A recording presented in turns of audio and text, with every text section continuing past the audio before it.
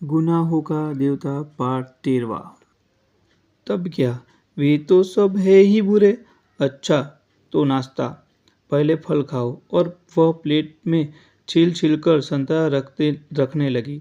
इतने में जो ही वह झुलक कर एक गिरे हुए संतरे को नीचे से उठाने लगी कि चंदन ने झट से उसका प्याला अपने सामने रख लिया और अपना प्याला उधर रख दिया और शांत चित्त से पीने लगा।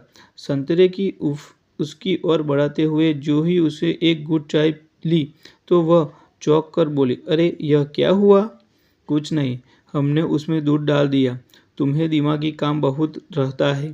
चंदन ने ठाठ से चाय घूंटते हुए कहा। सुधा कुठ गई, कुछ बोली नहीं। चाय खत्म करके चंदन ने घड़ी देखी।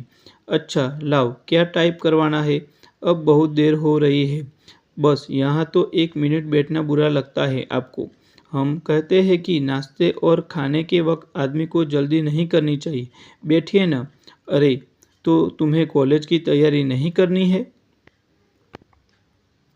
करनी क्यों नहीं है? आज तो गेसु को मोटर पर लेते हुए तब जाना है। तुम्हारी गेसु और कभी मोटर पर चढ़ी है? जी, वह साबिर हुसैन कामजी की लड़की है। उसके यहाँ 2 मोटरें हैं और रोज तो उसके यहाँ दावतें होती रहती है। अच्छा, हमारी तो दावत कभी नहीं की। आहा, गेसु के यहाँ दावत खाइएगी इसे मुँह से। जनाब, उसकी शादी भी तय हो गई है। अगले जाड़ों तक शायद हो भी जाए। छी, बड़ी खराब लड़की हो। कहाँ रहता है ध्यान तुम्हारा? सुधा ने मजाक में पराजित कर बहुत विजयी भरी मुस्कान से उसकी ओर देखा। चंदन ने जेब कर निगाहें नीची कर ली तो सुधा पास आकर चंदन का कंधा पकड़कर बोली, अरे उदास हो गए? नहीं भैया, तुम्हारा भी ब्याह तय कराएंगे। घबराते क्यों हो? और एक मोटी सी इकोनॉमिक्स की किताब उठाकर बोली, लो, इस भुटकी से ब्याह करोगे?